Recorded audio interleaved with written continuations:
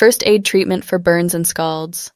Superficial burns or scalds affect the outer layer of your skin, causing redness and pain, sometimes blistering.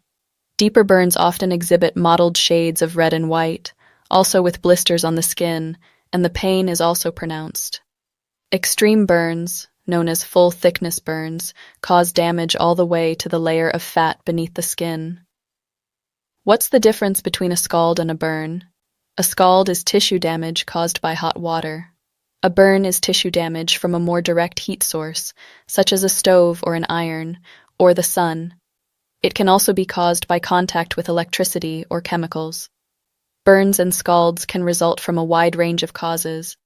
Some common ones include: scalds can result from accident spills from hot beverages, kettles, and pots.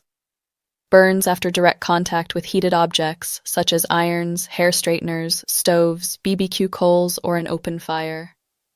Burns from skin contact with dangerous chemicals, such as bleach or oven cleaner, or swallowing drain cleaner, etc.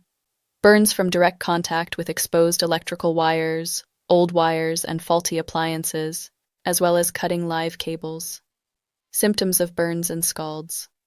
Superficial burns or scalds affect the outer layer of your skin, causing redness and pain, sometimes blistering. Deeper burns often exhibit mottled shades of red and white, also with blisters on the skin, and the pain is also pronounced. Extreme burns, known as full-thickness burns, cause damage all the way to the layer of fat beneath the skin. They can appear brown, white, or even black, and have a leathery and dry feel to the touch. A full-thickness burn can damage or destroy nerve cells, so pain might not be felt. What first aid is best for burns or scalds? Step 1. Remove the source of the burn. If fire is the source, roll the victim on the ground to snuff out the fire. If a fire blanket is available, use it to cover the person and suffocate the flames. If the source is an electrical current, turn off the power. When chemicals are the cause, remove contaminated clothing and apply water to the affected area. If the chemical burn has been caused by dry chemicals, first brush off the chemicals before applying water to the area. Step 2. Cool the burn. With all burns and scalds, run cool water over the skin for a minimum of 20 minutes. This is critical to stop the burn becoming worse. Never use ice on a burn, just water.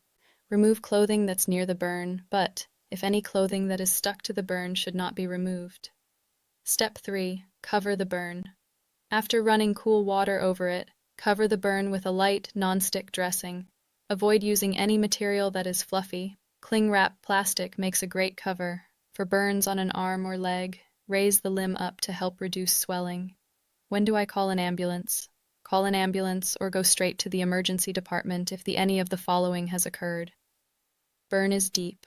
Nerves may be damaged if the victim is feeling no pain. Burn is larger than a 20-cent piece. Burns involve the genitals, airways, face, or hands. Skin is dry and leathery where burnt. Skin has white, black, or brown patches. Burns involve electricity or chemicals. Victim is struggling to breathe. After a deep burn or scald, complications can lead to sepsis, a blood infection, scarring, and even damage to bones or joints.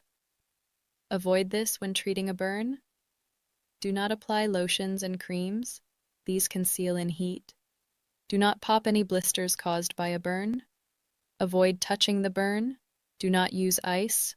Do not place a child in a cold bath. This may lead to shock.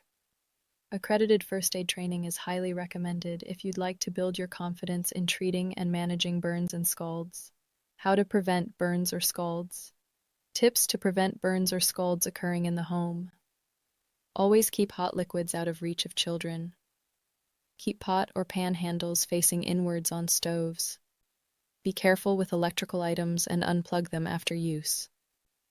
Install smoke detectors and have them tested regularly. Keep a fire extinguisher. Use protective clothing when using chemicals. Keep hot water system thermostats below 50 degrees.